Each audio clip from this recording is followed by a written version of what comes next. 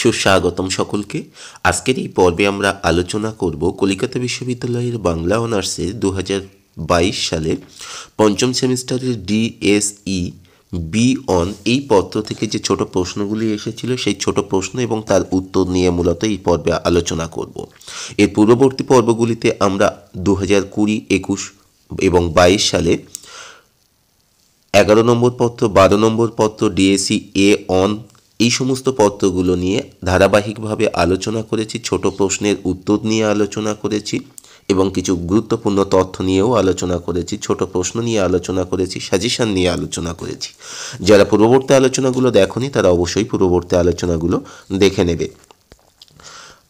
প্রথম যে প্রশ্নটি রয়েছে 8 দাগের কয়ে, রাজা কিভাবে মুক্তোর মালা কিনেছিলেন? 1000 রূপো দিয়ে। খ, সুয়োরানী রাজার কাছে কটি চুড়ি এবং মল চেয়েছিলেন?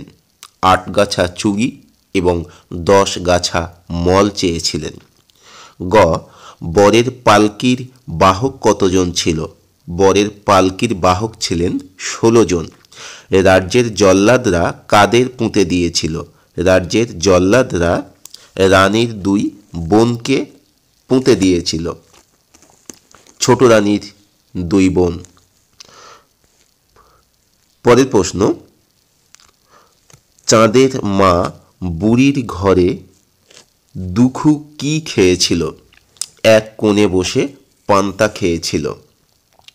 পরের প্রশ্ন, কার গাওয়া গানের মানে বা সুর কিছুই ছিল না?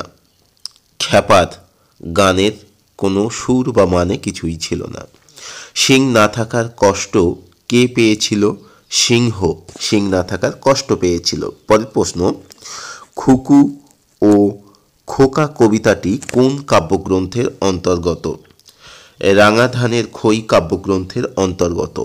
ঢাকাই ছড়া পদ্যে উল্লিখিত লুপ্তপ্রায় প্রাণীটির নাম কি? ডাইনোসর। পরের প্রশ্ন, আবোল তাবোল গ্রন্থটি কবে প্রকাশিত হয়? আবোল তাবোল গ্রন্থটি 1923 খ্রিস্টাব্দে প্রকাশিত হয়। পরের প্রশ্ন, বড়া ইমামবাড়া কে প্রতিষ্ঠা করেন? নবাব আসাফ উদ্দৌলা প্রতিষ্ঠা করেন। হাড়ের ডাক্তার বলতে কার কথা বলা হয়েছে?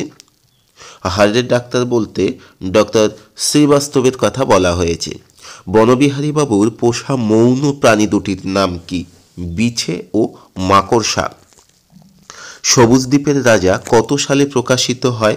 1978 খ্রিস্টাব্দে। কারা গোয়া বেড়াতে যাচ্ছিল? সন্তুর বন্ধু রিনি তার পরিবারের সঙ্গে গোয়াতে বেড়াতে যাচ্ছিল।